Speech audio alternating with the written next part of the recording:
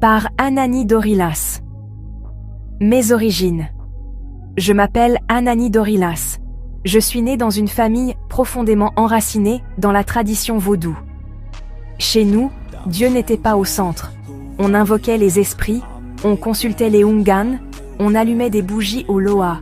C'était notre normalité. Je grandissais dans une maison remplie de peurs et de pratiques occultes. Le monde invisible, les esprits, les interdits, tout cela faisait partie de mon quotidien. Mais au fond de moi, une grande question grandissait. Est-ce que c'est vraiment ça, la vérité? Je ne connaissais pas Dieu, pas le vrai. J'avais entendu son nom à la radio, à l'école, dans la bouche de certaines personnes. Mais je ne le connaissais pas personnellement. Mon cœur, bien que jeune, était assoiffé de vérité et de paix. Ma rencontre avec le message adventiste. Un jour, par le plus grand des hasards, ou plutôt par la providence divine, j'ai rencontré une amie qui m'a parlé de l'Évangile. Elle était adventiste. Sa manière de parler de Dieu était différente. Elle ne me parlait pas d'un Dieu lointain, mais d'un Père aimant, d'un Sauveur personnel, d'un Esprit consolateur. Curieuse, je l'ai suivie un samedi à l'église. Dès les premières paroles du chant d'ouverture, j'ai ressenti une paix que je n'avais jamais connue.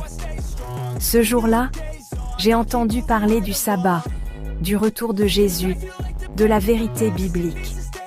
Et mon cœur a été touché.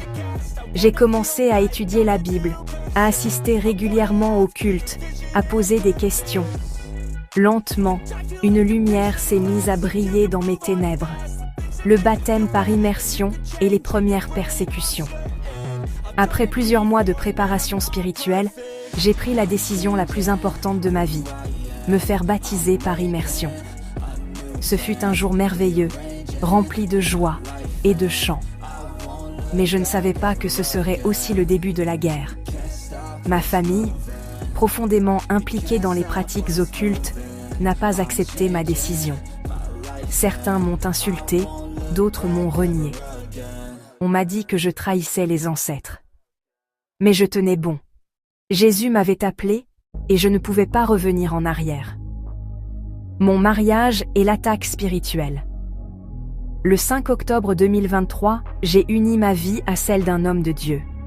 Un homme bon, chrétien, qui m'aima avec respect. Ce jour-là aurait dû être l'un des plus beaux de ma vie. Et pourtant, ce fut aussi le début d'un combat terrible. La nuit même